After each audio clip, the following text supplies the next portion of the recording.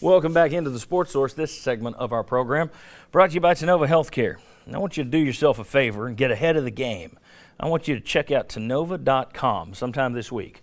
And you're welcome to start sometime around 12:01 today. Can't start till 12:01.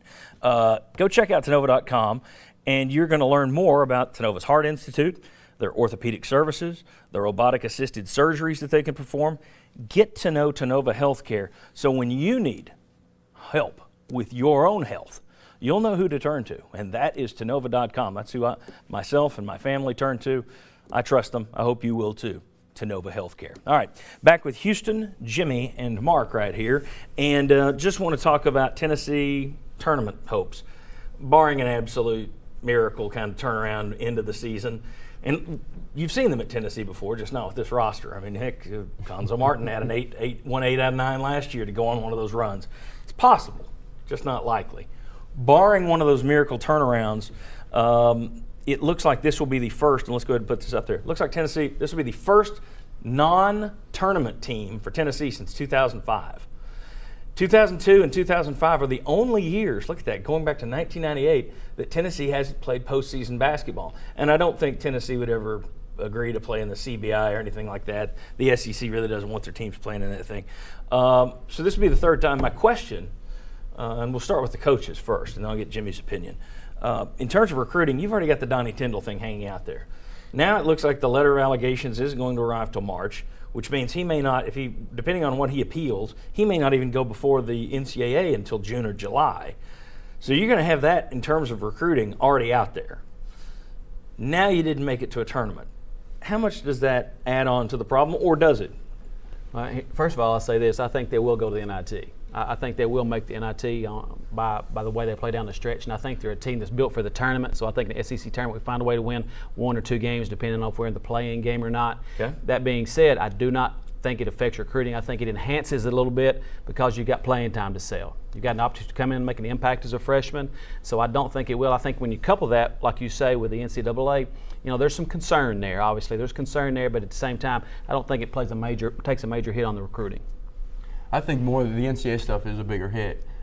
Just as you saw with football, that's what Butch was selling when he got this thing going was, man, you can come in here and look, we got spot for you to come in and play and play significant minutes. Why go to Alabama and wait 2 years to play?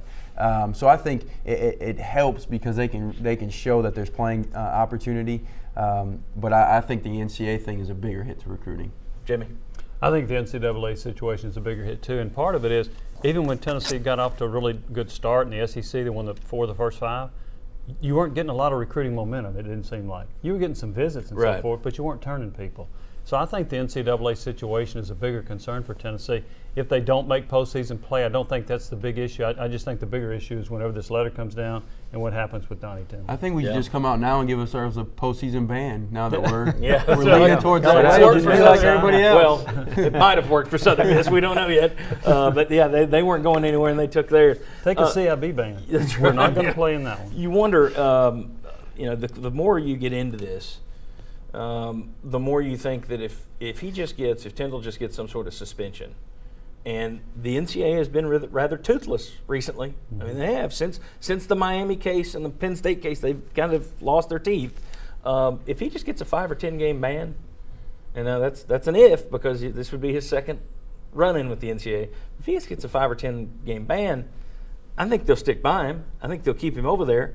But you're still going to have to play out all that stuff this summer, which is going to hang over. Even though Tennessee's going to be behind him, it's hard to sell that to recruits, I think. If you're still having we got to go to Indianapolis to meet with them in June, and then we got to do this. I just think that's an issue. But my argument would be Donnie's a proven coach. You know what you have now. He is a really good basketball coach.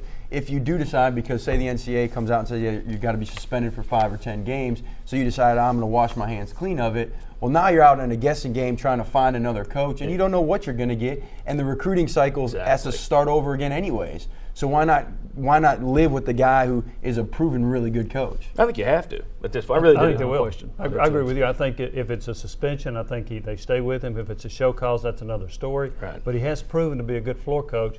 Dave Hart hired him. He doesn't want to get rid of him. He doesn't want to go through that process again. I'll be interested to see how much academics play a big role in the Southern Miss stuff.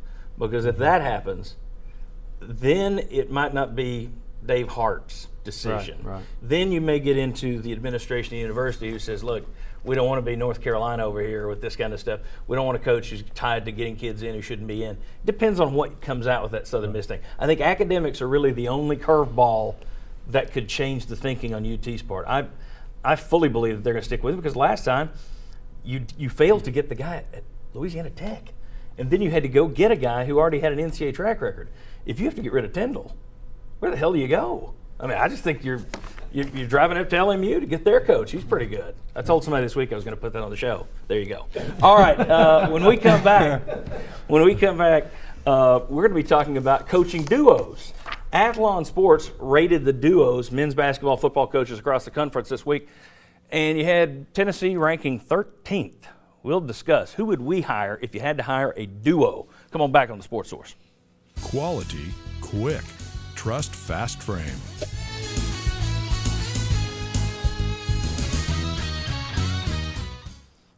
Chuck at the